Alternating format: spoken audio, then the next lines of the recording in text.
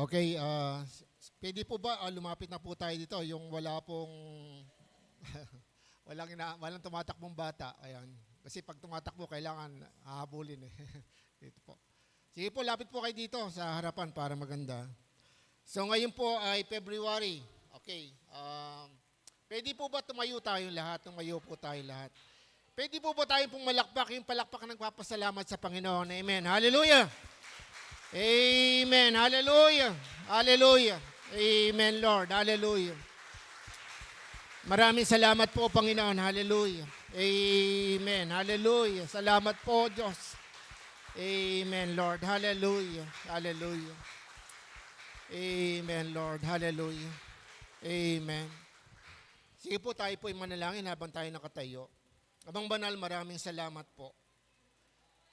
Maraming salamat po sa panibagong buwan ng 2024. Lord, salamat sapagkat ang buwan ng January, Lord, Panginoon, napakahalaga sa bawat sandali ng aming buhay. Lord, na patuloy po, madamo po namin, makita namin sa aming sarili na hindi mo ko pinabayaan sa kabila ng aming mga pagkukulang. Panginoon, ikaw ay nagiging tapat, O Diyos. Ama, maraming salamat sa panibagong buwan na kakaharapin muli namin. Pero Lord, hindi namin alam kung anong mangyayari.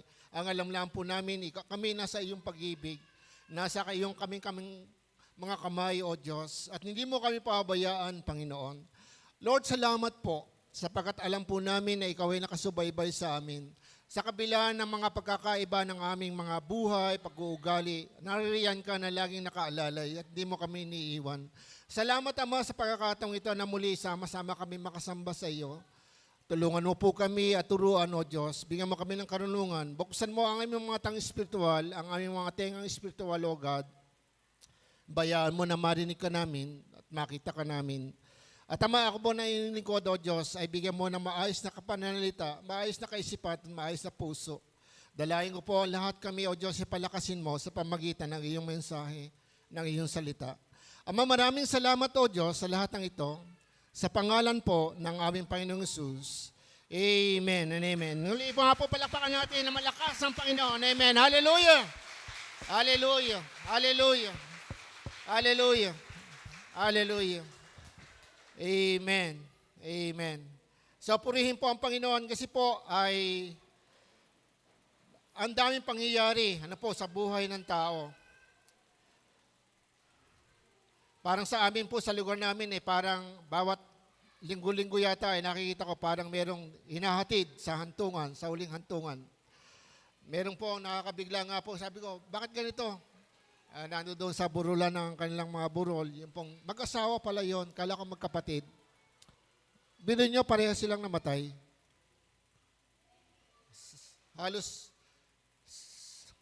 magkasunod po. Araw lang po, hindi naman linggo. Kaya po sabay sila nakaburol po doon po sa amin. Kaya nga po nagtataka po ako, sabi ko, sino ba yon? Hindi ko kilala. Yung pala nakilaman ko dahil yung pala yung namatay, dinala sa ospital. At masakit lang tiyan, yung isa naman siguro ni nervyos, so inatake, mag-asawa. Napakatuli ng araw, napakadali. Pero alam nyo, i-enjoy natin ang ating buhay. Kaya nga bawat araw, magpasalamat lagi tayo sa Diyos. At talaga pong, kung bawat araw din po, kailangan po ay meron tayong nagagawa para sa Panginoon. Amen. Ayan. Ang pag-usapan po natin ngayon ay personal. Ayan. Handa ka na ba? Personal to. Okay. Kasi po, ang ating pong pag-uusapan ngayon ay makikita natin sa Ikalawang Korinto. Yan, Ikalawang Korinto chapter 13. Ayan po, verse 5. 13 verse 5.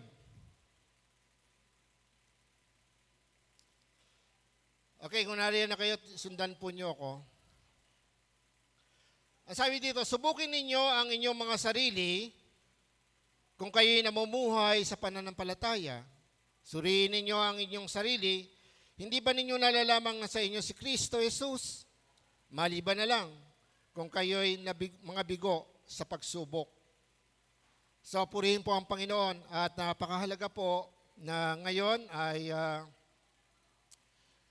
magkaroon po tayo ng madalas nga po sinasabi, mag-evaluate tayo.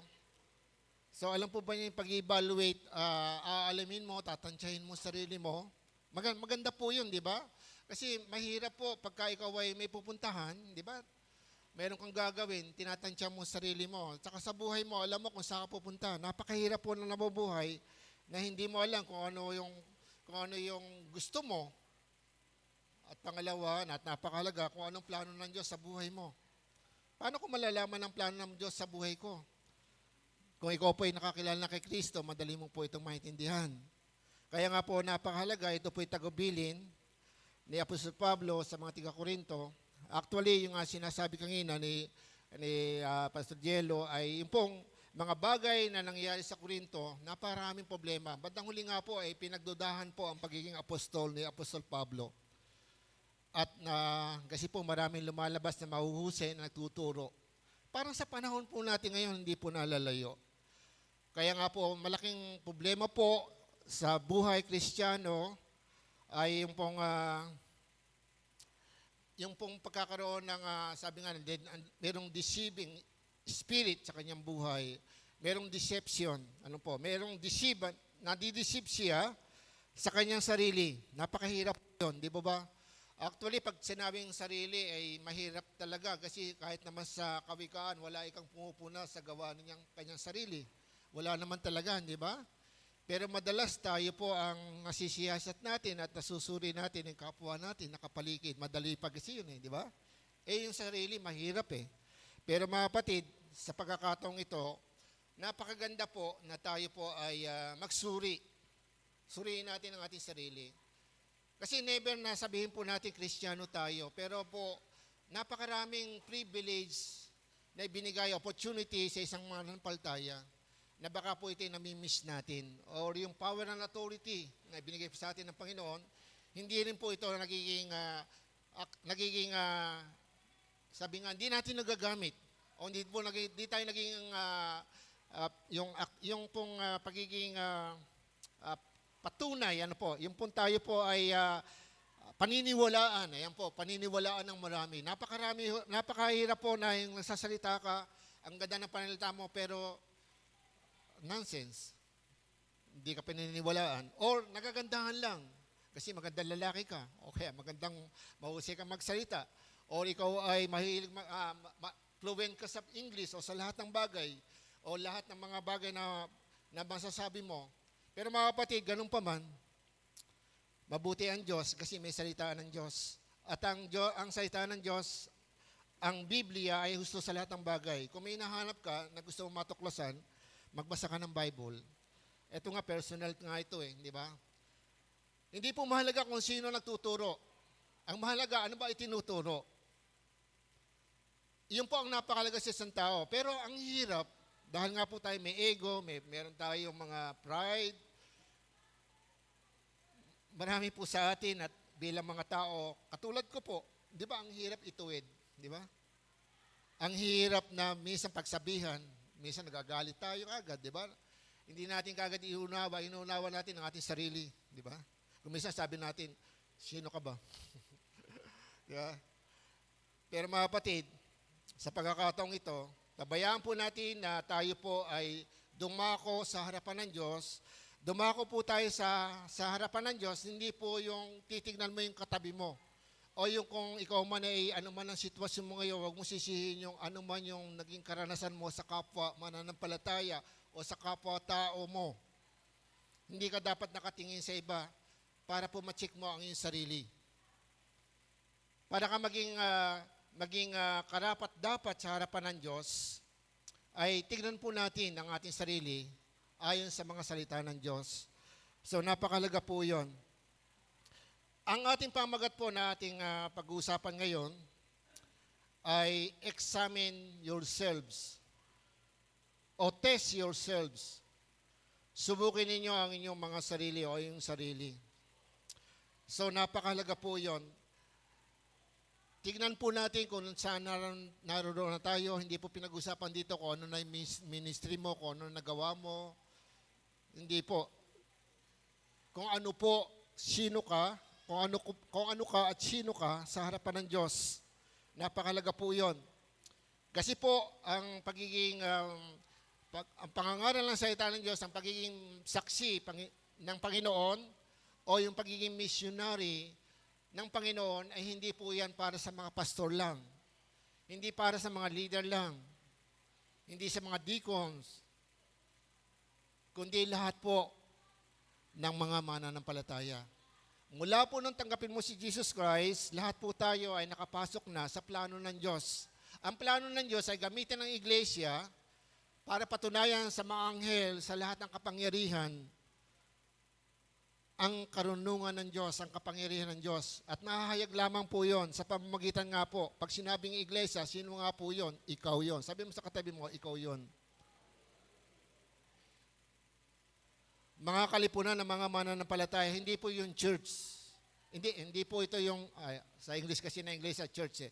Pero hindi po yung church building po. Hindi po ito yung samahan. Kundi po ito yung mga bahagi, o ito pa yung mga tao na bahagi ng mga tinawag ng Diyos, inihiwalay. Ay sabihin, nakahiwalay na po tayo. Pero bakit, Pastor, magkakaiba ang bahay namin, iba likod. Hindi po ganon. Hindi nangangahulugan pag naging born again ka, kailangan naka-isang village ka lang nakatira. Hindi po.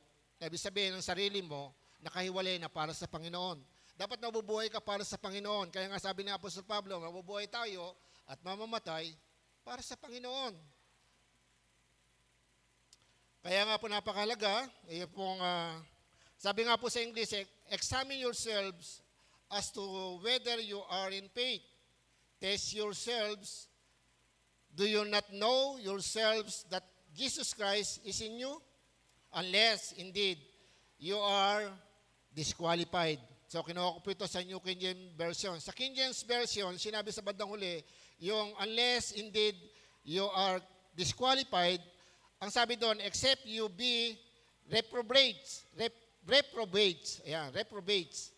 Reprobates, ayan, pakilang nga dyan, nakalagay dyan. Ang sabi po dito, tingnan ko po sa dictionary, sabi nga, wicked person. Sa Tagalog po ito, yung napakasamang tao, mga isinumpa ng Diyos. Tingnan mo yung katabi mo nga. Ayan. Isinumpa ba yan ng Diyos? Nakahanda na yan sa impyerno. Ayan. Meron pong ganyan. Nakalagay po King James Version. Sabi nga ng mga scholar, na mga nag-aaral ng Biblia o mga ano. So, yung pang malapit sa original, ang King James Version. Kaya yung mga salita po sa Bible, tignan po natin, napakahalaga po yan para sa atin. Kasi po, kung minsan, hindi ko po sinasabing mali po yung ating Bible. Actually, yung ating madalas ginagamit ay meaning-based Bible. Ulitin ko po, meaning-based Bible, yung diwa ng Biblia ay nilagay na lang dyan. At yung pong dating malapit sa original, hindi po taga-original yung King James. Kasi po may Greek word, meron pong Hebrew word. Ano po? Actually, yung Greek word ay po yung, di ba, yun ang ginagamit ng panahon ni Jesus Christ. At saka yung Hebrew word. Kaya nga napakahalaga po mga kapatid na intindihin mo natin na yung pong Bible na ginagamit po natin, madali nang intindihin. Kaya lang, kahit madaling intindihin, ang tanong, naiintindihan ba natin? Okay. Pastor, naiintindihan ko. Tingnan natin. Kasi po kung tayo po ay mag-check ng ating sarili, tetest natin ang ating mga sarili. Una, test yourselves to make sure you are solid in the faith. So subukin natin ang inyong mga sarili upang matiyak natin kung tayo po matibay o matatag sa pananampalataya. Bakit po? Kasi po, hindi ko po alam kung ang bawat isa sa atin ay matatag o hindi. Kaya nga po, mahalaga po, sabi nga po sa inyo, huwag tayong nakatingin sa kapwa natin. Tingnan natin ang ating sarili. Kasi sa sarili ko po, alam ko may pagkakamali ako, may pagkukulang ako.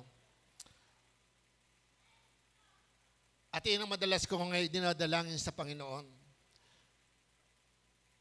Kaya ko lang masasabing matatag ako sa panampalataya. Bakit po? Kasi lahat ng nangyayari sa buhay ko, isinusuko ko sa Diyos. Lahat ng nalalaman ko na pagkukulang ko, isinusuko ko sa Kanya. Hindi ko ito itinatago sa Kanya. At nagsisikap ako, sinisikap ko sa akin sarili na ano man ang sabihin niya, ipagawa sa akin. Lord, tulungan mo ako. I-compare mo ito sa akin. Lahat ng ginagawa ko, maging plano sa buhay ko, maging sa church, Yan po yung tinuturo ko. Napakahalaga yung panalangin.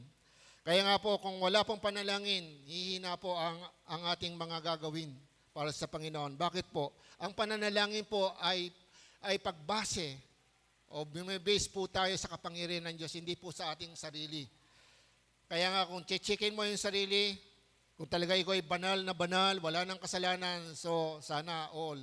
Sana po ay dumami ang lahi mo. Yan.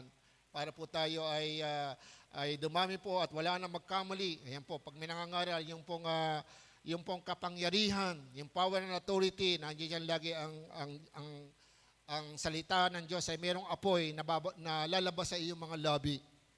Minsan nga po ay naisip ko po nung ako po ay matin ng isang conference, prayer conference dito po sa Yes Convention, yung dating luma doon. Alam po ba nyo, ay after 3 days nung matapos na kami, ang nagsalita po ay isa pong interpreter na Koreano. Ayan po. Pastor, naikwento ko na yan. Pero po, napakaganda kung maintindihan po niyo mabuti. Ang tao po ito nagsasalita, siya po yung interpreter, Koreano po siya, interpreter, Pilipino. Pero siyempre Pilipinong hirap din sa Pilipino. Hindi naman siya yung Pilipino kasi Koreano siya. Interpreter siya ng mga Koreano. Ganun po yun. Alam niyo yung sinabi niya? Yung sinabi niya, yung sinasabi niya sa aming harapan, hindi pa ako pastor noon, at sa harapan ng mga pastor at mga leaders, mga workers na naroon kasama ko, ay narinig na namin kung saan mga preaching, sa preaching ng mga sa mga gathering ng mga body of Christ, ng mga pastor, kung saan kayo mapunta. At minsan meron pong ganyan, mga conference, sinasabi, tayo ikang mga Pilipino, pagka dumami na yung membro natin, yung mga yabang na tayo. Ayan. Kung minsan, ayan, tumataas na ang ating ego, minsan nagmamalaki na tayo. Pero nonsense, wala namang nangyayari, walang pagsisisi. Pero nung panahon na yon, dahil prayer conference, kasi pinagdidiinan doon yung talagang totally yung sarili. Ay, alam natin, mga Koreano, kapag nakakita kayo ng Koreano, pag sinabi nilang alas 6, hindi po sila darating ng alas 6. Kung minsan 30 minutes, nandun na po sila. Kung minsan 1 hour, nandun na po sila. Bakit po? Kasi po nung nasa Yes kami, sabi ng Koreano, alas 4, magre-resume tayo. Hindi, siyempre matutulog kami, alas 12, tapos alas 4 magre-resume. Di, siyempre, mga Pilipino, pagising yan, di ba? 3:30, gigising na, di ba? Tapos maghihuntahan pa yun, tapos inom kape, tapos saka maliligo, mag-ano. Pupunta ngayon sa hall, minsan 5 minutes na lang, kumisan 2 minutes nga. Pagdating namin doon, alam niyo yung mga Koreano, nakahiga po siya yung parang nakabudang gano'n. Mahilig sila lang nakaupo gano'n, parang buda. Tapos nag-pray, ang ingay nila. Tapos tanungin namin, kailan pa po yan? Sabi, kagina pa. Mga 3:30, ayan, wala pa. At sila nagpupuri sa Panginoon. Huwag mo silang pakialaman. Walang pakialam, pupuri sila. Bakit po? Kasi napupuri sila sa Diyos. Dahil alam nilang ginagawa nila. Opo. Dahil nache-check nila ang kanilang sarili. Bakit po? Kasi po, sila ay namumuhay sa pananampalataya. Kung namumuhay ka sa pananampalataya, sana alam mo, ayan po, mamuhay tayo sa pananampalataya sa Panginoong Jesucristo. Bakit po? Kasi kung namumuhay ka sa sa pananampalataya sa ating Panginoon, maliwanag sa iyo na ikaw ay kinahabagan lang, na ikaw ang dahilan kaya pinako si Jesus sa krus, di ba? Na ikaw ang dahilan kaya ang Diyos ay nagpakasakit, nandoon na sa kaharian ng langit, bumaba pa dito sa lupa. Dahil lang sa iyo. Tapos kung minsan, pag mayroong gawain ng Panginoon, parang nagdadalawang isip tayo. At napakadali pa magdesisyon sa bawat isa sa atin. Hello, personal po ito. Napakadali ba natin magdesisyon na huwag muna o ipagliban muna natin ang pakikisa sa gawain ng Panginoon dahil mayroong sarili tayong dahilan? Buti na lang, mabuti ang Diyos, di ba? Kailangan ko po ituro sa inyo to kasi po mapakahirap bilang pastor Napakarami, sabi ko, napakarami kong plano. Kahit marami po ang nangyaring pangit sa atin, hindi pa po tapos ang mundo. Hindi tayo pwedeng humatol. Huwag nating hatulan ng sino man sa atin. Manapacheck natin ang ating sarili.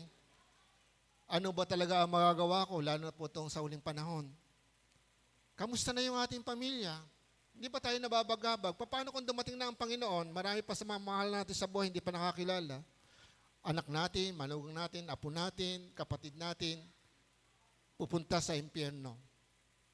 Opo, yun ang sinasabi sa Bible. Pero kung namumuhay ka sa pananampalataya, hindi ba dapat sisikapin mo na yung pananampalataya mo, ipasa mo, tama? Ay, pastor, nangangaral naman kami. Hindi ka naging epektibo. Yung effectivity ng iyong pangaral ay nasisira. Bakit po? Dahil hindi ka namumuhay sa pananampalataya. Paano yung pastor? Nangangaral na ako. Hindi ba ako namumuhay sa pananampalataya? Bakit po? Kasi nga po, yung pagbabasa ng Biblia, hindi natin binabasa ang Biblia. Hindi tayo nananalangin. Kamusta yung ating devotion? Itinuturo nga po sa amin na huwag tayong mapailalim sa batas. So hindi nga po naman batas yun eh. Actually, nakasulat nga sa Bible, yun ay katangian ng isang Kristiyano. Yun laging nananalangin. Yan ay utos ni Kristo. Utos ng Diyos. Lalo nga tayo ngayon sa huling panahon. Kaya napakahalaga po yung personal devotion. Namumuhay sa pananampalataya. Kasi pag ikaw po ay laging nananalangin, lagi mo sinasabi araw-araw, Lord, utang ko sa iyo ang buhay ko. Lord, pupurihin kita. Paglilingkuran kita sa araw na ito. At pag habang ikaw po ay nagde-devotion, nagbabasa ka ng salita ng Diyos, marami kang matutuklasan. Hindi yan matutuklasan ni pastor. Hindi yan matutuklasan ng leader. Hindi po. Kasi po yung espiritu na ibinigay sa pastor, ibinigay po sa lahat ng leader, ibinigay po ito sa lahat.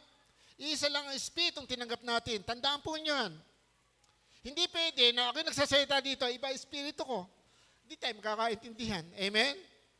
Kaya personally, maintindihan po niyo yung sinasabi ko. Yan po yung sinasabi sa Korinto.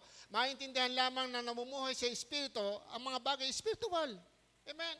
Ngayon, kung hindi ka namumuhay, meron ka lang espiritu, yun ang mali. Hello?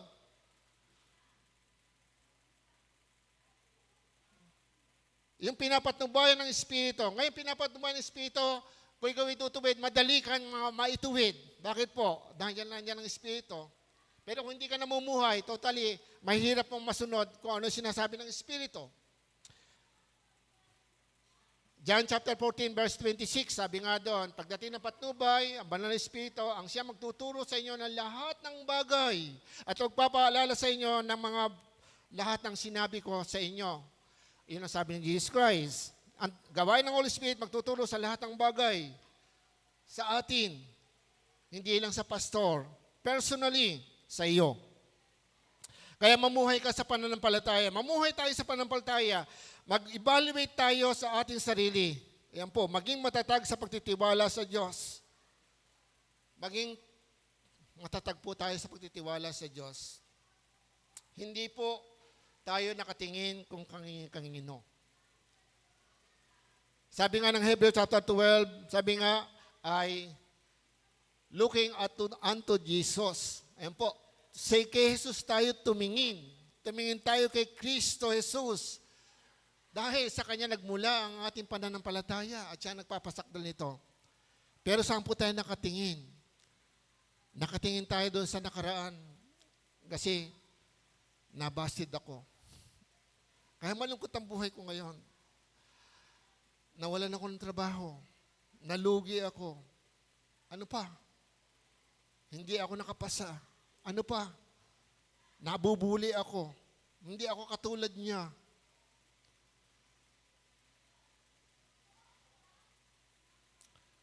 Nagkamali ako. Hindi mapatawad ang sarili. Kapatid, napakahalaga po. Habang tayo po'y nabubuhay, hindi po mawawala na tayo po'y makakamali. Pero ay pangako ng Diyos na mula nang tanggapin mo si Jesus Christ, ikaw ay ligtas na. at sinasamahan ka niya at ang sabi niya, hindi kita iiwan, ipabayaan man. Mga kapatid, ito po ang pangako ng Diyos. Kaya nga po, marami po ang pangyayari sa buhay natin, maaaring ito po'y pagsubok. Kaya kailangan makapasa po tayo sa pagsubok. Sabi nga ng Santiago, kaya tayo sinusubok ng Diyos, pagkatapos ng pagsubok, ay lalago, tatatag tayo sa panampalataya. So may purpose ang lahat ng bagay. Ang problema po sa atin, minsan, nga po, napakaliit na bagay. Pero sabi, Pastor, maliit na bagay ba yan? Masasabi ko maliit na bagay sa harapan ng Diyos. Pero malaking bagay po yan sa inyo. Ginagalang po natin yan kasi may emotional na tayong mga tao. Pero sinabi ng Biblia, pag Biblia po ang pinag-usapan, sabi nga ng Romans chapter 8, ang pinapatnubay ng Espiritu ay hindi na namumuhay ng ayon sa laman. Pero kung ikaw po ay nakatingin doon sa maganda, pangit, ito, kaya nga po, sabi mo, hindi ka makakalago kung saan-saan ka nakatingin. At kahit napakasipag mo sa ministry, hindi ka naging epektibo. Yung power and authority, walang anointing. Kaya nga siya sabi ko, yung Koreano na yun, na nagsasalita doon sa mga pastor, nagsalita siya, sabi niya, ganito ang mga ugali, tayong mga pastor, lalo na po, pag lumami na ang ating membro, ay naging mayabang tayo, alam nyo, iiyakan po ang lahat ng pastor. Bakit? Iniisip ko, bakit ganon? Narinig ko na ito. Pero alam nyo kung bakit? Dahil nga po, yung Koreano na yon, ang mga Koreano po ay ibang mga nalangin. Nakapapasok sila sa presensya ng Diyos. Amen? Paano ba, pastor, nakapasok sa presensya ng Diyos? Hindi mo yung napapansin? Lalo na po sa praise and worship. Alam po ba nyo, kayo po nauuna eh.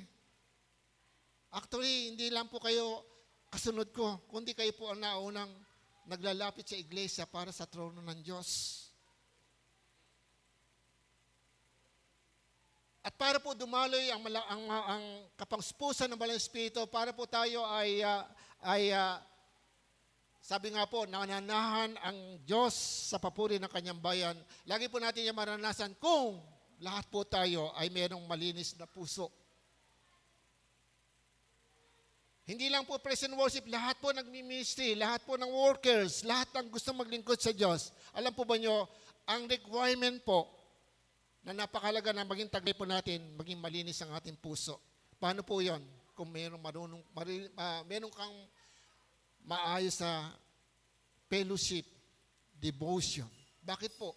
Kasi pag lagi ka nagdi-devotion, lagi nagbabasa ng Biblia, sa araw-araw na ginawa ng Diyos, malalayo ka sa kasalanan. Tama? Kasi mababantayan ka ng salita ng Diyos. Tama? Pero kung pagising mo, puro chismis, puro marites yung nasa utak mo, tingnan mo, maghapon, maging bahagi ka ng Yun po ang sinabi sa Korinto. Kaya nga sabi dito sa verse 12, verse 12-20, sabi nga doon, 12-20, sabi nga, nangangamba akong baka pagpunta ko riyan ay makakita ako sa inyo ng hindi ko magustuhan at ako naman ay makakita ng aking hindi ninyo magustuhan. Baka ang matagpuan ko ay ang pag-aaway-away, pag-iinggitan, pag-aalitan, pagpaparamot, pagmamaramot, pagsisiraan, pagsisismisan, pagmamataas at kaguluhan. So ito po yung naging problema kasi nga po nagugulo yung iglesia nung panahon na yon at ang tinitira at binabalikan nila si Apostol Pablo, yung mga turo ni Apostol Pablo parang minamaliit nila. Kaya nga po walang problema doon sa message, walang problema doon sa messenger, ang problema po sa puso ng tao. Kasi po yung mga tao dito sa Corinto, totoo po dyan, ang gusto nila puro laging merong bagong karunungan. Yung malalim na karunungan, sabi nga ni Apostol Pablo, nangangaral ako dyan, nanginginig pa nga ako natatakot ako, wala akong pinapangaral kundi si Kristo. Amen? Pero yung mga tiga-Korinto, parang Makati po yan sentro ng kalakal. Mayaman, parang mayaman lugar. Kaya mga tao intellectual dyan, kung ano po yung nadidinig, yun ang pininiwalaan nila. Kaya ng bandang huli, parang kina-question nila yung mga turo at ang pagiging apostol ni Jesus Christ, ni Apostol Pablo. Parang ngayon po, di ba? Hindi ko po alam kung kinukumpara niyo ako sa ibang preacher. Buti pa yung preacher na yun, mahusay. Yung mahusay, utal-utal pa Imbis na itutok natin, ano ba sinasabi ni Lord? Personally, napakalaga po yan sa buhay ng tao at hindi ka nagkamali. na tayo po ay nakakapakinig ng salita ng Diyos na katulad ito. Kasi ito'y paalala sa atin, bahagi ng pagmamahal ng Diyos sa atin. Sabihin mo sa katabi mo, mahal na mahal ka ng Diyos. Hindi tayo inaakusahan ng Diyos. Pero mga kapatid, kailangan pag-aralan at tanggapin natin ang salita ng Diyos. Para po tayo mapanuto, yung kapayapaan ng mabuting balita, na dulot ng mabuting balita ay mapa sa atin. Maging matatag sa pagtitiwala sa Diyos. Opo, napakahalaga po yun. Kasi kung hindi po, natandaan po ba yung tinuro ko sa inyo, kapag ikaw ay nakatutok sa iyong sarili, ano po mangyayari? Mabibigo ka. Tama? Kasi alam mo sarili mo ang kakayanan mo. Amen? Bakit? Pag nasaktan ka, anong ginagawa mo? Pag nakarinig ka ng salita na hindi mo gusto, anong nadamdamin mo? Nasusukal ka. Paano kung ikaw ay pinahiya? Sa harapan ng maraming tao, sino ka? Di ba? Kung nakatutok ka sa sarili mo, masisiraan ka ng loob. Tumutok ka sa ibang tao, lalo kang mapoprostrate, lalo kang mabibigo. Bakit? Minsan yung kausap mo, kakampi mo, mamaya kalaban mo na. Nagbabago, di ba? Kung minsan nagkaroon ka lang ng pagkukulang, may sinasabi sa iyo kapwa mo. Tumutok ka sa Panginoon, ano mangyayari? Magtatagumpay ka. Bakit? Ang Panginoon hindi magtuturo yon ng mali para sa iyo. Itutuwid ka nga niya. Kung parusahan ka man ngayon, pagpalo niya yon para sa ikabubuti mo. Tama? Kaya maging matatag po tayo. Subukin mo yung sarili, saan ka nagtitiwala, saan ka nakatingin. Pastor, hindi kayo lalayo kung nakatingin lang kayo sa akin. Pero kung titingnan niyo ko yung sinasabi ko, at tulungan din niyo ako. Katulad ni Apostol Pablo. Alam po ba niyo si Apostol Pablo? Ito po ang sabi sa 1 Corinto chapter 4. Tingnan po niyo mabuti. Okay, hindi pa nakasulat yan, pero babasahin ko lang po sa inyo. 1 Corinto chapter 4, verse 4. Basahin ko sa verse 1. Dapat ninyong kilalanin na kami mga lingkod ni Kristo at katiwala na mahiwaga ng Diyos. Ang katiwala ay kailangan maging tapat sa Kanyang Panginoon. Walang anuman sa akin kung ako'y hatulan ninyo ng alinmang hukuman ng tao o kuman ay hindi humahataw sa aking sarili. Malinis ang aking budhi, sabi ni Pablo. Subalit, hindi yon katibayan na ako'y walang kasalanan. Ang Panginoon ang humahatol sa akin. Mga kapatid, si Apostol Pablo sabi niya, malinis ang aking budhi, pero, hindi ko sinasabing napakalinis ko. At wala akong kasalanan. Actually, kaya nga sabi ito, huwag kayong mahatol nang wala sa panahon. Ang paghatol na kailangan antayin natin pagdating ng Panginoon. Kasi lahat ng lihim, diyan mabubunyag kung totoo ka, naglilingkod sa Panginoon. Kung ang paglilingkod mo ay tao sa puso at hindi pakitang tao lamang. O out of duty, dahil ako yung leader, gagawin ko ito. Pero hindi na ako leader, hindi ko nagagawin ito. Paano? Ganun ba yun? Hello? Ang isang Kristiyano na nasa ilalim sa kanyang Panginoon, meron siyang Panginoon at dapat niya sundin. Kahit hindi ka leader, pag sinabi niyang puntahan mo ang taong iyon at mangaral ka sa taong iyon, hindi po leader lang ang malapit sa Diyos. Lahat ng tao na mananampalataya at lumalapit sa Diyos, nilalapit niya sa kanyang puso. Kaya nga sabi ng Romans chapter 8 verse 35, sino magkapahiwalay sa atin sa pag-ibig ni Kristo? Huwag mong sabihin wala kang pinag-aralan. Sino ang maghihiwalay sa iyo sa pag-ibig ni Kristo? Sino ba? Wala. Kaya nga siya nagpakasakit para sa iyo Hindi, pastor, nagkasala ko. Kahit nagkasala ka, nagtsatsaga ang Diyos. Kasi hindi naman nangangahulugan na kapag ikaw ay nagkasala, pupunta ka na sa impyerno. Hindi po. Maliban na lang, tinanggap mo si Jesus Christ, bumalik ka ulit sa pagkakasala at napaalipin ka sa kasalanan. Merong sinasabi sa Bible, merong kasalanan nga hantong sa kamatayang espiritual. Hello? Naging immoral ka na. Hindi mo na sinunod ang sinasabi ng Diyos at ang Diyos mo na sarili mo na at meron ka ng ibang Diyos. Yung total apostasy. Pwede mangyari yan. Maating ka ng Diyos, malayo na ang puso mo. Paano yon? hindi ka nakatutok kay Kristo. Nakatutok ka doon sa karanasan mo. Kasi dahil sa Kanya, eto na naman, nakita ko na naman siya. Akala mo siya kung sino. Habang may sinasabi po tayo at may damdamin tayo, nakakaiba sa ating kapwa, tandaan nyo, hindi po yan marapat. Check yourself. Test yourselves. At pangalawa, sabi nga po doon, you must prove in yourself that Jesus Christ is in you.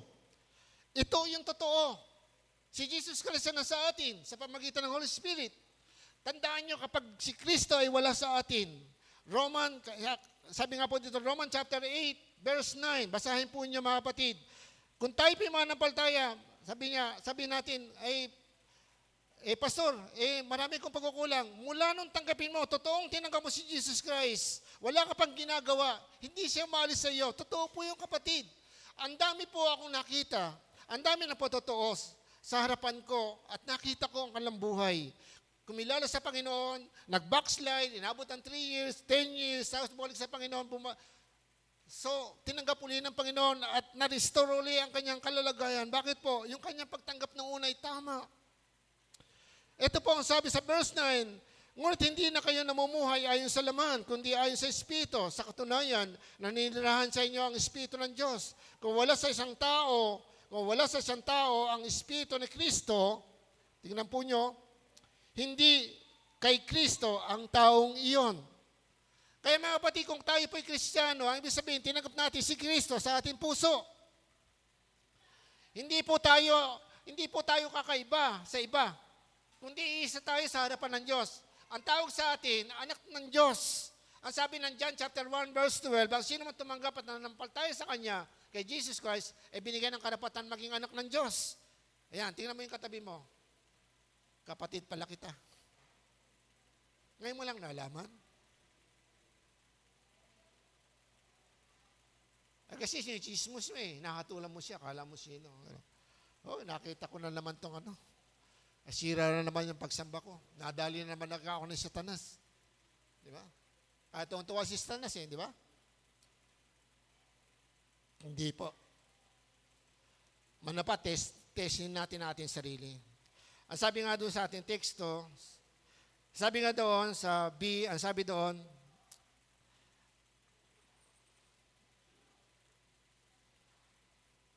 ayan, suriin nyo, examine yourselves. Pero sa English po, una, examine. Examine yourselves as to whether you are in faith. Tapos pangalawa, test yourselves. Do you not know yourself that Jesus Christ is in you? So, dito po, napakaganda dito po sa ating Biblia, ang sabi po dito ay, subukin ninyo ang inyong mga sarili kung kayo'y namumuhay sa pananampalataya. Suriin nyo ang inyong sarili. Ayan po, suriin nyo ang inyong sarili. Suriin ninyo ang inyong sarili. Hindi ba ninyo nalalamang nasa inyo si Kristo? So si Kristo po ay nasa puso ng isang tao. Kaya po napakaganda yung Biblia ay lagi natin binabasa sapagkat yung pong pagkatanggap natin sa ating Panginoong Jesus ay upang tayo po ay bigyan ng bagong buhay. Opo, may bagong buhay na tayo at ang katibayan po niya na yung Holy Spirit. Pero yung bagong buhay na yun, magkakaroon po ng katibayan at mangyayari po sa buhay ng isang tao kung tayo po ay mamumuhay ayon sa Espiritu. Kung susunod po tayo. Kaya napakalaga po yan. Mamuhay tayo sa pag-ibig. Una po. Bakit po? Kasi po, ang utos po ng Diyos sa John chapter 13, verse 34, ang sabi dito, isang bagong utos ang binibigay ko sa inyo ngayon. Magmahalan kayo kung papaano kayo minahal, kung papaano ko kayo minahal. Gayon din naman, magmahalan kayo. Tingnan po niyo mabuti. Kung alam mo na minahal ka ng Diyos, amen? Matututuhan mong mahalin ang iyong kapwa. Matututo kang umibig sa iyong kapwa. Kahit ba yan ay sinusukan na ng baryo, makukuha mo siyang ipanalangin. Pero dahil nga dito, kung nandito ka sa iglesia, checkin mo yung sarili. Kung yung pastor mo, hindi mo panalangin eh. Dahil may sama ka ng loob. Mahirap. Kung ang kapatid mo, nakatabi mo, meron ka nakikita hindi maganda, hindi mo pinapanalangin, paano masasabihin na bumuhay ka sa pag-ibig? Ang sabi nga doon, magmahalan kayo tulad ng pagmamahal ko sa inyo. Paano sa pagtulong? Madalas itinatuwid ko ang maraming kapatiran. Sabi ko, mapakahirap. Nako, ang standard lang natin o yung mindset natin na susundin natin sa pagtulong, hindi tayo makakatulong. Lagi tayo nakakasala sa Diyos. Dahil ang Diyos ay pag-ibig. Nung ibigay niya ang kanyang sarili sa atin, hindi siya nagreklamo. Hindi siya nag-demand. Hindi siya naghanap para sa atin. Manapan nung ipinangako pa siya sa krus, hindi ba? Lahat ng sumuntok, lahat na nagpahirap sa kanya hanggang siya ipako sa krus, ano po ang kanyang sukli, pag-ibig sa pamagitan ng panalangin. Kaya mga kapatid, para maging epektibo tayo sa huling panahon, magtagumpay tayo, kailangan po yung breakthrough. Kaya tinanong ko yung breakthrough. Ano ba yung breakthrough? Di ba? Ito po yung advanced development ng success. Opo. So meron kang pagtatagumpay. Hindi kayo optimistic lang. Talagang totally sa iyong pananampalataya. Di ba? Matatag ka. May pag-asa. Malaki ang pag-asa natin. Kailangan magkaroon ka ng breakthrough sa sarili mo. Mapagtagumpayan mo, hindi. Hindi ka dapat pakulong sa kalungkutan, sa emosyon, sa feeling, kundi sa pananampalataya. Ang pananampalataya, hindi yan feeling. Hindi yan nakabase sa isip mo lang, sa damdamin mo lang. Naniniwala ako dahil ako, Diyos kasi napakabuti, binibigyan ako, hindi ako pinapabayaan, binigyan ka ng pagsubok. Wala kang makain, 3 araw, nawala ka pa ng trabaho. Ano nga gawin mo? Mananampalataya ka pa ba sa ating Panginoon? Mawawala ka ba ng pag-asa? Nasandaan mo niyo si Abraham?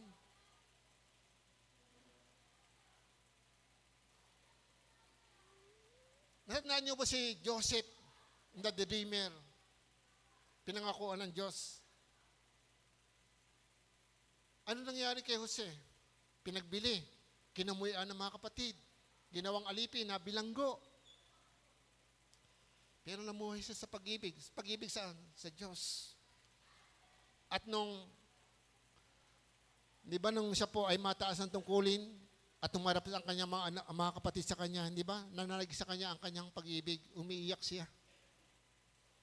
Dahil nakita muli niya ang kanyang mga kapatid, di ba? Alam niyo, pag binabasa ko yun, umiiyak ako. Sa kabila ng mga hirap, sabi ko, meron palang ganito sa Bible. Minsan tayo po, hindi na, di ba? Sumusuko tayo. Parang ayaw na natin magpatuloy, parang ayaw natin tanggapin ang isang tao kapag sinaktan na tayo, di ba? Hindi po. Hindi man natin magawa ang lahat ng bagay, pero sa puso natin, kailangan mailabas po natin, magkaroon ng breakthrough, makalaya po tayo. Mapagtagumpayan natin ang lahat ng bagay. Hindi po tayo magtatanim ng anumang bagay sa puso natin, sa isip natin, sa buhay natin. Napakalaga po yon. Sundin natin ang Panginoon. Sundin po natin ang Panginoon. Huwag po natin dayain natin sa litol na sinabi ko kanina. Deceive. Maraming deceive na mga mananampalataya, mga church. Marakit po. Kasi lahat ng church may problema. Bakit hindi mawala ang problema? Tandaan po nyo, habang nabubuhay tayo dito, nandito si Satanas, nandito may kapangyarihan ng demonyo sa mundong ito. Ang sabi nga ng Bible, ang Diyos ng sanlibutan ito ay ang si Satanas. Hello, kaya hindi natin ipagtaka, bakit tayo ay natutukso? Bakit tayo ay minsan ay para bang merong parang nagbubulong sa atin. Hindi lang nagbubulong, talagang hinihipan ka. Minsan nakikinig ka. Antukin ka. Patutulugin ka. Merong ganyan, espiritu ng antok. Tingnan mo yung katabi mo. Inaantok ka na ba? Tapikin mo. Uy, gising! Sabi mo, gising. Gising ka. Hello. Kasama mo si Kristo kung matutulog. Kung hindi ka natutulog, sundin mo natin ang Panginoon. Spiritually, kung hindi ka natutulog, kaya mayroong revival. Alam po ba niya revival? Pagkat ito po yung pagagising mula sa pagkatulog. Pwede kang gising, Kristiyano, pero wala kang ginagawa. Ang sabihin, tulog kang Kristiyano. Sa panalangin, prayer meeting, namimili tayo. Nung iligtas ka ba ng Panginoon, at bigyan ka ng buhay na walang pinili ba niya, sinabi niya, ay, talaga dito, tingnan ko nga, tumalikod ka. O harap. Hindi. Yung sinabi mo, Lord, naniniwala ako sa iyo. Di ba? Yun lang. Yun lang inantay ni Lord. Hindi sinabi, hindi, tumalikod ka. Oy, marumi yung damit mo, umuwi ka muna. Maligo ka. Ganun ba sinabi ni Lord? Hindi. Hello? Kahit saan nandun ka, kahit ikaw ay nakalugmok, maraming nakakilala sa Panginoon sa loob ng kulungan. Maraming taong kapakamatay, kinausap ng Diyos. Maraming tao na depressed, wala nang pag-asa, wala nang kumikilala sa Kanya at wala nang tumatanggap sa Kanya, nangusap ang Diyos sa Kanya. Alam po ba niyo ngayon sa Gaza, maraming Palestino po ngayon ang kumikilala sa Panginoon through dreams. Bakit po? Hindi ba kalaban ng Iglesia Israelian? Merong mga Hamas, yung mga membro ng Hamas nakakilala sa Panginoon. Bakit ganun? Ang Panginoon, kalaban ng Panginoon yan. Hindi. Dahil napalito si Jesus Christ, napalito siya, hindi lang sa Israel. Hello? Actually, ang Israel nga, hindi pa naninimpal tayo sa Panginoon ngayon eh. Hindi pa lahat. Hello? Para lang tayong mga hentil makakilala sa Panginoon. Yan ang katotohanan. Kaya nga, i-prove mo sa sarili mo, Kristiyano ka ba talaga? Kasi kung hindi po, mga kapatid, araw-araw na sa ginawa ng Diyos, nasasayang. Nasasayang ang panahon sa lahat ng ginagawa natin. Alam mo, yung sinasabi ko nga po sa inyo, kahit sabihin mo sa isang tao na mahal ka ng Diyos, iiyak yan. Dahil bakit? Dahil si Kristo yung nasa iyo. Dahil ang pag-ibig ni Kristo yung nasa iyo. Yan po tandaan nyo, hindi pa husayan po ng pangangaral. Sa ginawa ng Diyos sa pangangaral na ako po, ayan ko, kasama si Sister Linda. Alam mo, nangangaral kami dyan, dala ko nga po yung folder. Tandaan niyo si Sister Linda noon. Si Brother Rudy, si Sister Tess, di ba? Si Katesi. So, 4 po kami. Dala ko noon, folder ng lesson number 1. Paulit-ulit. Kung 3 bahay, 3 folder, 3 sharing, di ba? Hello? Hindi nababago hanggang ngayon. Hindi ko binabago. Si Jesus Christ, wala akong pinagmamalaki. Wala akong sasabihin, napakalalim nito. Ito yun, kailangan yun. Ayun ang nangyari sa Korinto. May mga pusog tuturo, ay ganito, dapat ganon, ay ganito pa. Ito yung dapat. So ano nangyari? Parang napababayaan. Kaya nga sabi ni Apostol Pablo, kahit ako'y maging mahina sa harapan niyo, kahit ako'y hatulan na lang hukuman ng tao, para lamang sa inyo, okay lang. Hello? Kaya kung maliitin man tayo, ako sa sarili ko, kahit po ako'y pagtawanan, basta as long as na ako po, ay kumpin ng Diyos yung paglilingkod ko, ay tama. Paano ko makukumpin? Sinecheck ko sarili ko. Sinecheck ko sarili ko. Kaya paalala ko po lahat ng mga workers, leaders, napakalaga po yung ating devotion. Pananalangin. Balik po tayo doon. Mabuhay tayo sa pag-ibig. Kasi kung talagang miniibig mo ang Diyos, babasahin mo ang salita ng Diyos, susundin natin ang Panginoon. Susundin natin ang Panginoon. Kasi kung hindi, dinadaya mo yung sarili. Sabi sa Santiago chapter 1, verse 22, kung nakikinig ka lang ng iyong salita, ng salita ng Diyos at di mo pinamumuhay, dinadaya mo ang iyong sarili. Hello? Napakahirap yun. Paano, pastor yun? Sabi nga, huwag ka magtanim ng sama ng loob. Sabi ng Biblia, di ba? Ano sabi ng Santiago? Ang nakakaalam na mabuti na dapat niyang gawin, hindi niya ginagawa. Hello? May nangangailangan, hindi mo tinulungan. Hello? Sabi mo, iniibig mo ang Diyos. Hello? Sabi nga ng unuhan, huwag kayong umibig sa salita lamang. Kung meron kayong kapatid na nangangailangan, anong gagawin natin? Hello? Hanggang kailan tayo tutulong? Hello? Bakit ang Diyos ba tumulong sa atin one time lang? One time ka lang ba binigyan ng bigas? Ng trabaho, ng pagkakataong mabuhay araw-araw. Araw-araw, di ba? Araw-araw, ang dami yan. Nagigising ka, nahusto ka pa rin, di ba? Hello? Kaya ang dami po natin dapat i-check sa ating sarili. Napakahalaga po ito, mga kapatid. Kasi po, habang tayo kaya nga po ito pong buwan ng February, hindi ba, ano tawag dito? Love Month. Yeah? Tapos pagkailan nito, ano pa ang susunod? Holy Week. Di ba? O pag Holy Week, di ba, ano ang pinag-uusapan? Di ba? Itong month na to, ano pinag-uusapan? Pag-ibig sa kapwa, yung mga sa sanlibutan, yung mga partner, di ba? Pag Holy Week, ano pinag-uusapan? Di ba? O so lahat ng tao, lahat ng Kristiyano, nagtitika. Pagkaraan ng mahal na araw, balik uli sa dati. Di ba? Di ba niyo napapansin? Pero ang Kristiyano, hindi ganon. Sabihin mo sa katabi mo, ang Kristiyano, hindi ganon. Ayan. Ayan, yun masasabi mo sa katabi mo. Pero yung sarili mo, Kasi, ikaw nakakaalam sa sarili mo, check yourself. Kasi alam mo, kung nagbabasa ka ng Bible, kaya nga, hindi ka pwede sabihin, hindi ka karapat-dapat. Huwag mo hatulan ng katabi mo. Hatulan mo na sarili mo. Kasi habang umahatol ka, yung nagsasalita ka lang po ng kapintasin sa kapwa mo. Alam po ba nyo, ayaw ng Diyos yun. Yung dila natin, sabi nga ng Santiago, gagamitin natin sa pagpupuri, huwag sa pag-aalimura. Hello? Tama. Kaya nga, God bless you. Alam nyo kung bakit? Magiging, ang tawag mo doon, charismatic witchcraft. Yung para kang mangkukulam. Yung sinasabi mo, madapa ka sana. Yung bang kahit sa biro, mga kapatid, dito nga sa Biblia, yung pagbibiro hindi nararapat. Ayaw ng Diyos. Tama. Napakahigpit mo naman, pastor. Hindi, basahin mo Bible. Hindi ako mahigpit. Hello? Bahagi po tayo ng lahat ng bagay. Alam nyo kung tayo mamumuhay sa pag-ibig, walang problema. Masusunod natin ang kalooban ng Diyos, madali po. At badang huli, test yourselves regularly o constantly. Palagi natin suriin ang ating sarili. Bakit po? Napakalaga po yon. Sabi ng ating teksto, subukin ninyo ang inyong sarili. Kung kayo'y namumuhay ayon sa pananampalataya, suriin ninyo ang inyong sarili. Hindi ba ninyo nalalamang nasa inyo si Kristo Jesus? Maliban na lamang kung kayo'y bigo sa pagsubok, o maliban na lamang kung kayo'y itinakwil, o maliban na lamang na kayo ay isinuka o isinumpa na ng Diyos. Yan nakasulat sa King James Version.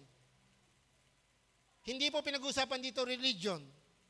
Ang pinag-usapan dito sa salita ng Diyos. Kaya mga kapatid, kung kayo may Bible, hindi po ito sinasabi kong tama tayo, kundi tama ang Bible. Tama si Jesus Christ. Ang dapat makita sa atin si Jesus Christ. Ang dapat paniwalaan natin si Jesus Christ. At paniwalaan din natin nangangaral tungkol kay Jesus Christ. Yun po ang nangyari kay Pablo. At ang nangyari ngayon, na ikukumpara mo ang sarili mo, ay, sino ba mag-preach? Naku, no, ano pa pala mag-preach? Parang, hindi ko gusto to. Ayan, wala na. Pag ganyan po ang damdamin nyo, ganyan po ang pananaw nyo, hindi po kayo sumasamba kay Jesus, hindi kayo sumasamba sa Diyos. At minsan, ayun nga po, kaya nga po, hindi tayo naging epektibo, kasi po, hindi natin tinitest ang ating sarili, kahit tayo napakasipag sa ministry, pero ang patotoo naman natin ay sira at basa, at wasak, at marumi. Hello? Nagiging bahagi tayo ng mga bagay na sanlibutan. Tinasabi nga dito, yung chismisan, yung pagmamaramot, di ba? Huwag natin tibigyan, huwag natin tulungan. Matigas ang ulo niyan. Hawakan mo yung pera mo. Kung may milyon ka, hawakan mo yan. Alam mo, sabi ng Bible, kahit may 1 milyon ka at yumaman ka at sa iman, yumaman ka ng yumaman, isang saglit lang, pwede kang ilakpak ng Diyos. Hello? Pwede kayo ibaba ng Diyos. Kaya wala tayong mapagmalaki. Gamitin natin ang lahat ng bagay para mapupurihan ng Diyos. Gamitin natin ang kakayanan natin. Gamitin natin ang ating buhay. Mga kapatid, sa totoo lang, sa sarili ko, marami po akong gustong gawin, pero hindi ko na kaya. Pero ang masasabi ko lang, Lord, kung kukumpir mo sa akin, itong gagawin ko. Alam niyo, ang pangarap ko dito sa iglesyang ito, o sa pagsambahan natin, at least mapagawa natin to, kung loloobin ng Diyos, mapagawa natin to, mapalaki to. Maliit po ito para sa atin. Alam niyo kung bakit? Huwag po tayong malungkot kung meron pong nawawala. Hindi po sila nawawala. Mananampalataya na po sila. Meron lang problema. Hello? Hindi po sila nawawala. May problema lang. At hindi ko sinasabing walang problema, tayo, ako. Ako merong problema, alam ko. Pero hindi makakatulong yan sa atin kung hahatulan natin ang ating sarili. Paano? Hihinto na ako sa ministry, hindi na ako hahayo. Paano yung maliligtas? Di ba? Paano na? Hello? Paano yung mga kabataan ngayon? Alagaan natin. Alam niyo kung bakit? Diyan sa Kaligipit. Pagdadaan ako dyan, ang daming mga bata dyan nung araw. Halos lahat ng mamano sa akin hanggang doon sa dulo. Bakit po? Ang dami nga namin Bible study dyan. Mga anak-anak, tapos yung mga magulang. Marami po dyan namatay na. At marami dyan ay hindi nagpatuloy. At yung mga bata nga po, pag nakita ko may mga anak na ngayon, hindi naman iba nagpatuloy. Minsan, nakasakay ako sa jeep, may nagmano sa akin, sabi, saan ka ba tayo nakita? Alam, pastor, kami po yung tinuturo ang bata nung araw. O, nagpatuloy ka ba? Opo, mga tinak po ko dyan sa church na malapit. Hello? Hindi na sayang. At sinabi na po sa Pablo, kahit napakaraming tigapagturo ninyo, iisa lang ang ama nyo sa panampalataya. Sino ang nag-share sa inyo ng God's salvation? Iyon po ang ama nyo sa pananampalataya. Sa kanya-kanya nagmula. Siya ang ginamit ng Diyos. Hello? Kung nagkamali man ngayon ang humakay sa iyo, huwag mo siyang pintasan. Dahil kung hindi sa kanya, hindi ka nakakilala. Manapa, mamuhay kayo sa pag-ibig. Paalalahanan mo siya. Alam mo, kuya, ikaw ang mahawak sa akin noon. Ikaw ang nagpakilala sa akin kay Jesus Christ. Pero nakita ko ngayon, kuya, ate, mukhang malayo ka na. Palalahanan natin siya. Pag-pray natin siya. Amen. Napakahalaga po yon. Kailangan mong patunayan sa iyong sarili na ang Panginoong Kristo ay nasa iyo. You must prove in yourself that Jesus Christ is in you. Test yourselves. Sabi ito, to make you sure you are solid in faith. So, subukin natin ang ating mga sarili na kung tayo matatag sa pananampalataya at bandang ulit, test yourselves regularly. Gawin po natin ng check-up patuloy. Kasi po pag tayo po may sakit, di ba, malalaman may sakit, patuloy yung check up, di ba, para malaman kung gumaling na. Actually, checking natin sarili. Hindi po tayo ngayon ay nagpapatuloy lamang na para wala tayong nakikita sa ating sarili. Hindi po sapat na meron po tayong ministry. Ito nga po ang aking sasabihin sa inyo. Napakahalaga po ang corporate prayer. Pero naniniwala po ako at madalas sinasabi nga sa akin ni Pastor Ruben, sikapin mo na sila, na kayo, na ikaw ay makalapit, makapasok sa presensya ng Diyos. Hindi ito sa corporate prayer, kundi yung personal devotion. Kung ikaw ba talaga ay nagdi-devotion at malapit ka sa Diyos, malapit sa iyo ang ministry ng Diyos. Ang prayer meeting. Kaya nga po ngayon, ang inano ko po ay bumalik sa pananalangin. Kaya nga po meron po tayo, kaya po gusto ko po madagdagan at lahat po tayo may karapatan sa ministry ng intercessor. Kailangan po natin yan. Bakit po? Kailangan natin ang bakod ng panalangin. Kasi po kahit anong sipag ng ginagawa natin, papasok dyan ang mangsisila, magwawasak, papatay, magnanakaw. Sino yun? Si Satanas. Hindi ba nyo napapansin?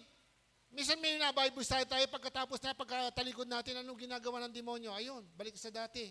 Di ba? Natutukso, umiinom. Di ba? May kabataan napunta sa barkada. Di ba? So bakit? Wala bang power yung ating pangangaral? Anong sabi ng Matthew chapter 28? Di ba? Verse 19 o 18. Di ba? Pinalapit ng Diyos ni Jesus Christ ang kanyang mga alagad. Ang sabi niya, nung mabuhay na muli, sabi niya, bago makit sa langit, binigay na sa akin ang lahat ng kapangyarihan sa langit at sa lupa. At ang kapangyarihan yun ay binibigay na niya sa atin. Kaya sabi niya sa verse 19, humayo kayo at gawin yung alagad ko ang mga bansa. Hello? Kasi may power ng authority tayo. Hindi pastor lang yun. Hindi, alagad. Pag ikaw naging mananampalataya ng Diyos, ang tawag sa iyo, alagad. Alipin ng Diyos. Pero malaya. Hello? Hindi mo napansin, kahit hindi ka gumawa ngayon, susumbatan ka ba ng Diyos? Hindi. Buti pa ako. Kasi binabasa ko dito. Pero kung binabasa mo ang Bible, susumbatan ka ng binabasa mo. Kasi sinabi ni Jesus Christ yan. John chapter 12. Ang hahatol, sabi ni Jesus Christ, hindi ako ang hahatol sa huling panahon. Ang salitang sinabi ko sa inyo, ang hahatol sa inyo. Kaya nga, sino ang hindi sumunod sa mabuting balita ay parurusahan, malalayo sa Diyos at mangangalit ang kanilang ngipin sa apoy ng impyerno. Iyan ang sinasabi ng Bible. Kaya tayo nangangaral ngayon, kaya tayo mahayo, hindi para sa ating sarili, hindi para sa Church ng Galilean, para sa Panginoon. Amen? At kung ginagawa mo ito kung may pag-ibig, mga kapatid, alam po ba nyo, madali po na mabago ang paligid natin. Ngayon po, ang dami. Di ba? Ang daming mga krimen nangyari ngayon. Pagnanakaw, pagpatay, pang-hold up. Bakit po? Kartuwiran. Mahirap. Maraming kahirapan.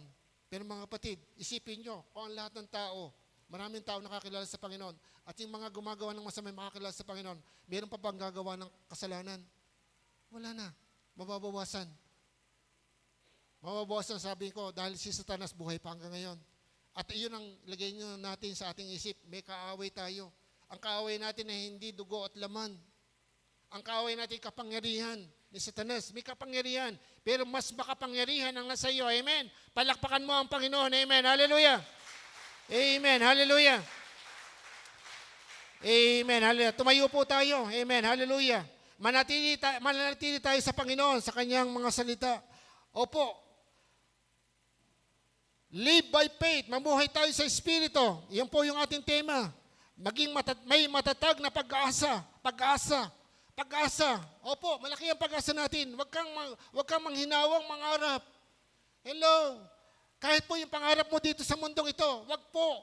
Wag kayong maging maramo sa iyong sarili. Pawalan mo yung sarili. Palayain mo yung sarili. Magkaroon ka ng breakthrough. Buhay ang Diyos. Amen. Kaya mga kabataan, sabi ko nga po, mag-aaral kayo kung mag-aaral, magnegosyo kung magnegosyo, okay lang. Ibibigay yan ng Diyos. Kung chichikin mo, titest mo yung sarili. Alam nyo, ito po ang sasabihin ko sa inyo, lahat kayo magtatagumpay. May bibigay sa inyo ang Diyos. Kaya lang, hindi ko alam kung kailan darating sa buhay mo. Kasi po, checkin mo sarili mo, baka hindi dumadating. Hindi mo napapansin, maraming dumadating na piyaya sa iyo, parang buslong butas. Bakit? Hindi maayos yung lalagyan ba? Hindi, yung puso mo. Minsan may blessing, may nagkakasakit. Bakit ganon? Bakit? Nagbabasa ka ba ng Bible? Nanalangin ka ba lagi? Iyan ang basihan. Personal devotion. Pag maayos ang personal devotion mo, madali mo test ang sarili mo. Ba't hindi ba ako maatin ng gawain ganito? Bakit ba nagdadalawang isip akong sasamba ngayon? Bakit kaya? Hindi gagawin niya ng Diyos. Yung magpipreach ngayon, hindi ko gusto yan. Hindi muna ako atin. Yung magpipreach sa yan, gusto ko atin ako. Masaya.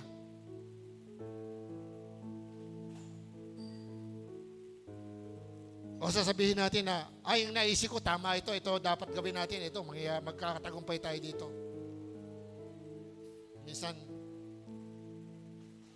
nawawala na po ang pagtutok natin sa ating Panginoon. Ano man ang mangyari, dumating po ang panahon na kayo po ay payamanin ng Diyos. Makakatuwa po. At ito po ay pagkapasalamat natin sa Diyos. Yan po ang nais natin, magtagumpay ang lahat. Bakit po? Para sa akin, para mapatunayan ng maraming tao totoo, si Kristo na ating sinasamba. Hindi lang kayo, kundi lahat po.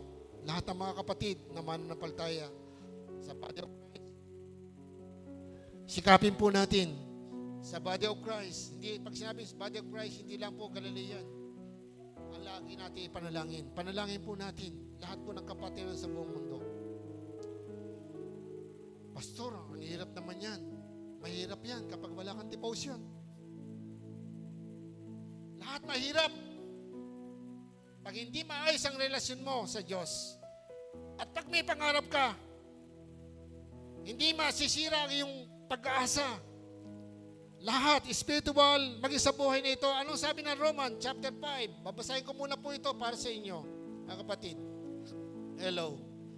Romans chapter 5, verse 5. Ang sabi nga dito, at hindi tayo mabibigo ng pag-asang ito, sapagkat ang pag-ibig ng Diyos ay binuhos na sa ating mga puso sa pamagitan ng Espiritu Santo na ipinagkaloob sa atin. Kaya mga kapatid, malaki ang pag-asa natin. Kaya nga yung sinabi sa awit 37 verse 4, delight yourself to the Lord and He will give you the desire of your heart. Ito po ang mangyayari sa iyo. Ito po ang mangyayari sa iyo kung tetesin mo ang iyong sarili. Kapatid, kahit itong taon na to, kaya kang payamanin ng Diyos. Kaya niyang ibigay ang buong mundo sa iyo. Amen? Hindi niya ipagkakait yan. At kung ito mo na, hindi mo natatanggap matagal na, wag ka rin mangnawa sapagkat ang plano ng Diyos, hindi po nagkakamali. Plano niya yun, hindi mo plano. Kaya nga may plano ang Diyos para sa iyo. Amen. Hanggang ngayon, hindi maintindihan kung anong paglilingkod mo sa Diyos. Anong kabutihan ang magagawa mo? Hindi ang kabutihan mo magagawa mo ay nasa loob lang ng kapilya. Hindi po. Ang mabuting magagawa mo ay sa labas. Yung mga tao pupunta sa impyerno ay masabihan mo, mahal siya ni Kristo. Katulad mo na minamahal ni Kristo. Yan ang pinaka-the best na magagawa natin kabutihan. Pero kailangan din gumawa tayo ng kabutihan sa loob. Amen. Pwede po ba tinatawag ko po yung praise and worship? Kantahin po natin yung last song na kanta na po natin mamaya. Amen. Hallelujah. In the name of Jesus. Amen. Hallelujah.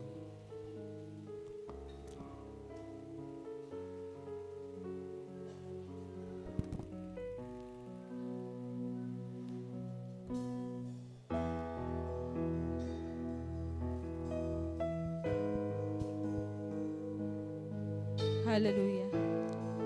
Tunay, Panginoon, na Ikaw ang aming buhay, O Diyos. Hallelujah.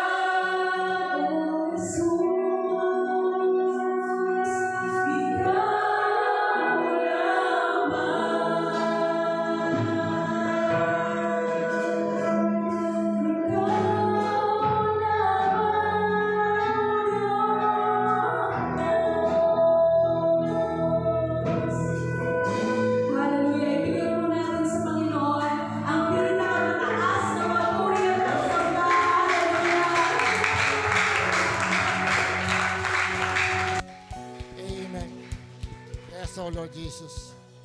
Amen, Lord. Hallelujah. Hallelujah. Amang banal, maraming salamat po. Maraming salamat po, O Diyos. Ikaw nga po ang kasapatan namin. Salamat sa pagpapatawad sa aming mga kasalanan. Salamat sa buhay na walang hanggan. Salamat sa pagkakataon na kami makapaglingkod sa iyo, O Diyos.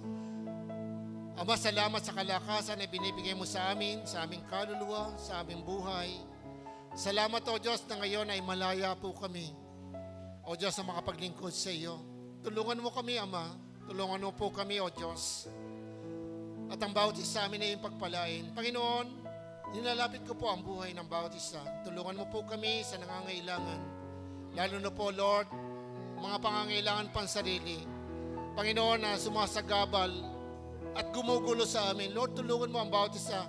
Kung ito po ay pag-uugali, kung ito po ay kaisipan, kung ito po ay mga pangarap na hindi po natutupad, kung ito po ay mga bagay na hindi po niya magustuhan sa kanyang buhay. Lord, turuan mo siya, Panginoon, ng maraming bagay.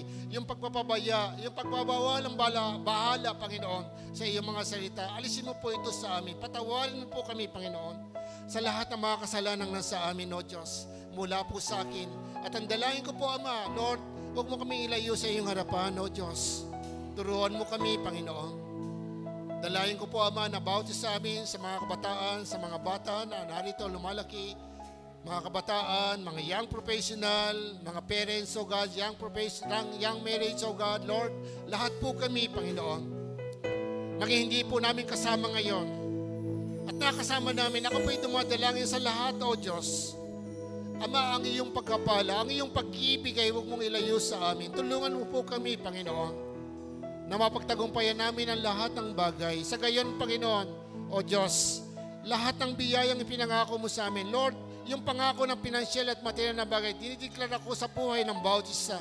Lord, walang kagipitan na darating sa buhay ng iyong mga anak. Dumating mga nang problema, Lord, ang pangako mo, ang aming pangahawakan.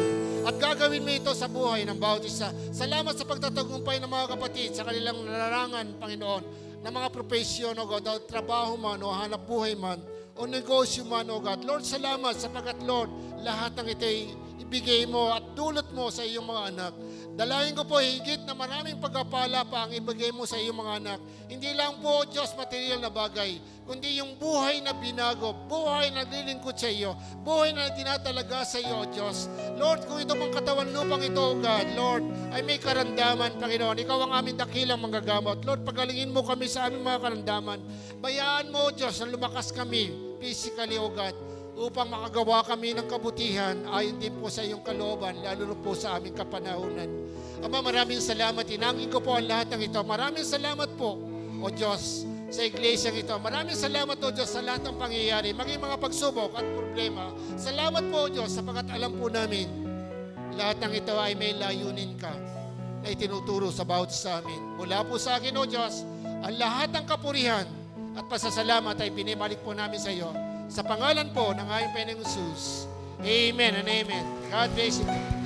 God bless you.